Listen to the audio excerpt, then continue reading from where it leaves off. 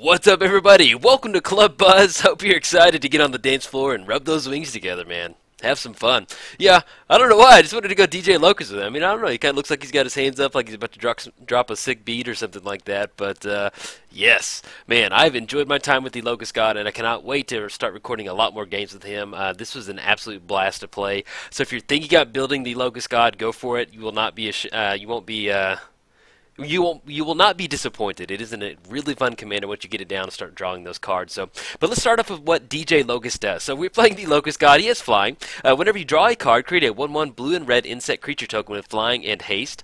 Then for 4 mana, 2 colorless, blue-red, draw a card, then discard a card, which enables you to get more insects on the battlefield. Or at least one. And then the last clause on the card, whenever the Locust God dies, return to its owner's hand at the beginning of the next end step. So this is really good for commander in that this is a 6-drop commander. Let's say something happens to it, it gets killed, there's a removal spell. It triggers at the beginning of the next end step, not your end step. So let's say your opponent kills it, they cast Damnation on their turn. You have it set up correctly on Magic Online, it'll go to the graveyard. Make sure you click it. If you don't, it'll go back to the command zone and you'll be a sad little DJ Locust person. But yeah, other than that, it's going to blow up, it's going to go into the graveyard, and at the beginning of the next end step it goes back to your hand, so you can simply recast it for 6. So wonderful card for commander. But what are we trying to do with the Locust God? We're trying to draw as many cards as we can and very cheaply just get rid of stuff out of our hands. So let's start with some of the card draw running in here. Now we're running basically about 10 creatures in here, and there's like 50 spells that are all just card draw. So I decided to highlight some of the key cards in here so you can kind of get a glimpse of what we actually have going on. So I'm not going to cover all the cantrips and different stuff like that. We can draw cards. Mainly just kind of hitting the cards of note that we kind of get the nice little flavor for what's going on. So running Wheel of Fortune, each player discards his or her hand, then draws 7 cards. So get down the Locust God, cast Wheel of Fortune, discard your hand, no matter if you have 1, 2, 3, 10 cards, or whatever, you're going to discard it. Then draw 7 cards. That's going to be 7 Locust insect tokens on the battlefield that have flying and haste. So there's just some times where you go for Wheel of Fortune, get those 7 tokens on the battlefield, you wheel into another sort of wheel card, and then you just keep that chain going. I have one game where we get down like 18 tokens in one turn. We just kept chaining like Wheel of Fortune type spells back to back to back. So you can definitely win the game with something like Wheel of Fortune, so a lot of fun. We're also running Tolarian Winds. Discard all the cards in your hand, then draw that many cards.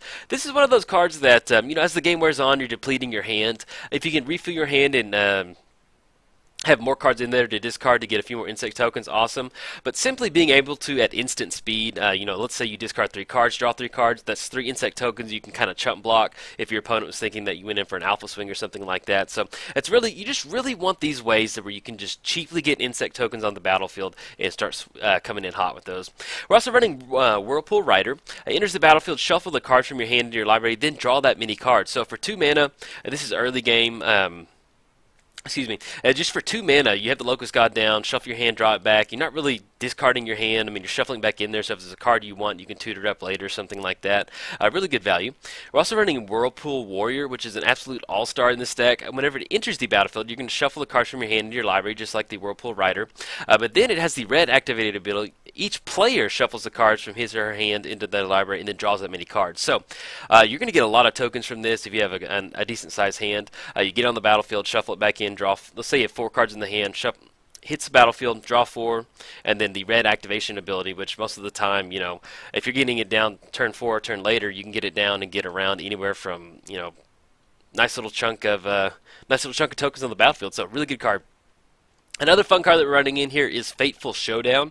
It deals damage to target creature or player equal to the number of cards in your hand, then discard all the cards in your hand, draw that many cards. So this is a good way to, let's say you've drawn a bunch of cards, you just Wheel of Fortune into Fateful Showdown, you cast it, deal 6, discard 6, draw 6. I mean, it is just, it's a lot of fun chaining all these insects together.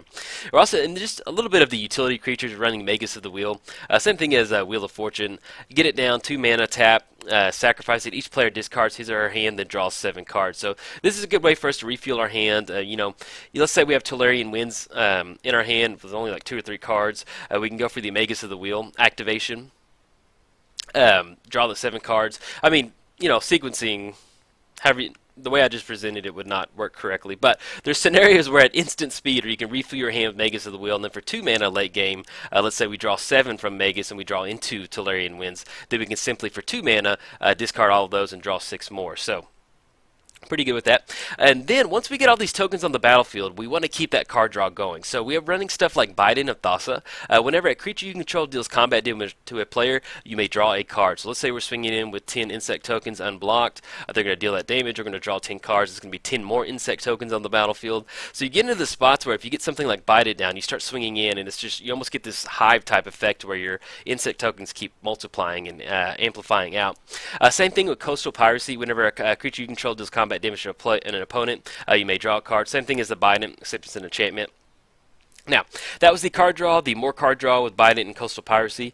Now, we have the dance floor. What are we doing with all these creatures that enter the battlefield? We're running Impact Tremor, so whenever a creature enters the battlefield under your control, it deals 1 damage to each opponent. So, we have Impact Tremors down. We go for a Wheel of Fortune, draw 7. That's going to be 7 insect tokens. That's going to be 7 from the Impact Tremors. We're going to be able to deal to our opponent over there. And then add in the fact that the tokens have haste. So really it's kind of just, you know, get those 7. That's going to be 7 coming across in the air. And then 7 from the Impact. That's going to be 14 simply for 3 mana. So it's there's some busted games where you're kind of like, oh, sorry, buddy. Yeah, that was pretty nasty. We're also running Goblin Bombardment. Sack a creature, deals 1 damage to target creature or player. The tokens run cheap in here, so this is a great way for us to get into spots where we have some nice little spot removal, or we can just simply swing in and then second main phase, or just after we deal combat damage, sack those creatures, start dealing that damage over to our opponent. Keeping on theme, running Perforos, God of the Forge.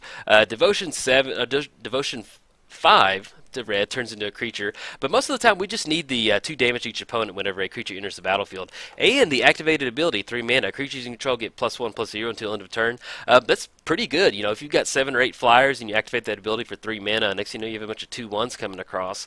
That's going to be really hard to block all those tokens, so really good. We're also running Coat of Arms. I didn't get to get this down yet in one of my decks, but this is definitely something I want to get down.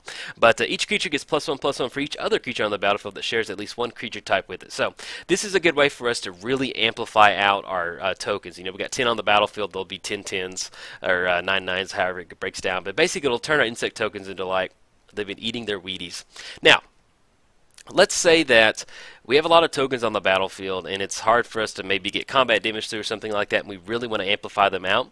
We're running 3 cards in the, you know, this is the only 3 cards I found like this, but running Mog Infestation, destroy all creatures target player controls, which, you know, in a weird scenario you can use it as a board wipe against your opponent, but most of the time destroy all creatures target player controls.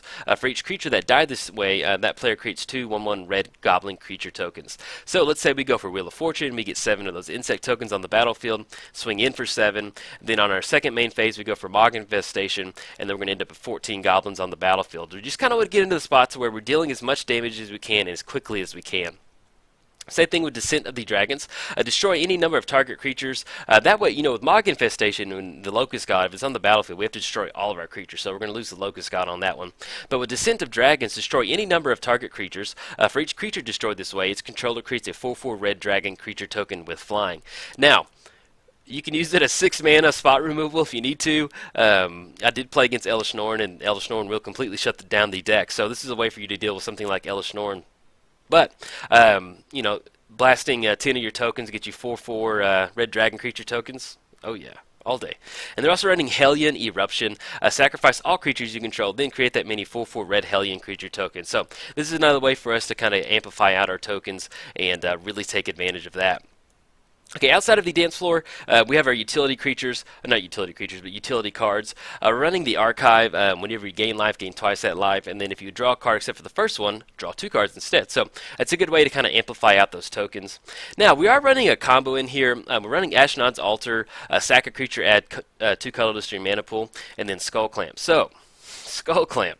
If you want to build a Locust God, just put Skull Clamp and Locust God in there and you're good. Well, you need more card draw, but basically Skull Clamp is just really good in this deck. You equip it to one of your 1/1 tokens. It's going to die. You draw 2 cards. Then you're going to get 2 Locusts on the battlefield. Now, with Ashnod's Altar, you start sacking some of those creatures, add that colorless mana to your mana pool. You can start generating a lot of insect tokens that way.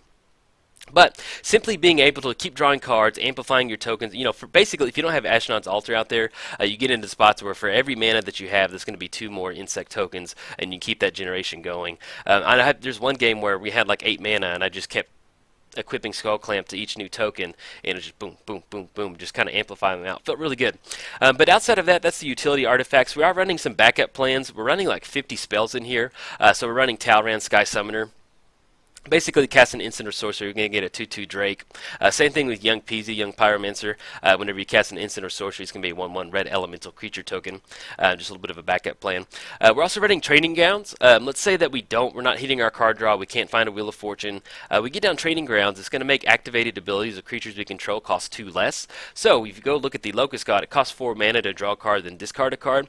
You know, it's not that great, but simply having Training Grounds on the battlefield will make it to where you can draw a card and discard a card for just 1 blue and 1 red, which you know, late game is a nice way for you to kind of sink your mana into and get those insect tokens on the battlefield and start drawing cards, so that's always nice. And since we're running so many wheel effects, like stuff like Wheel of Fortune, it's just, you got to run Mizzix Mastery. Exile target card that's an instant or sorcery from your graveyard. For each card exiles while copy it. You can go for the Overload ability to basically where you can just build this huge insect token army by casting everything out of your graveyard. And, you know, if this gets hit into the graveyard after Wheel of Fortune or something like that, awesome. We're running a lot of Artifact Ramp in here to get into the Locust God. So getting to 8 mana to cast for the Overload cost is just, yeah, I can't wait to do that. It's just kind of like...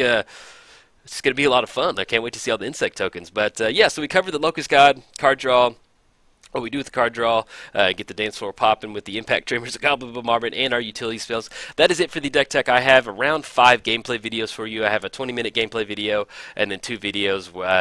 I don't want to say if you win or lost, but basically 2 videos on each one like that. So I hope you enjoyed the video. I'm definitely going to be recording a lot more with the Locust God. This commander's been a lot of fun. So if you're thinking about building him, go for it. You will be very happy with it. So, all right, everybody. If you enjoyed it, like and subscribe. Thanks. Bye.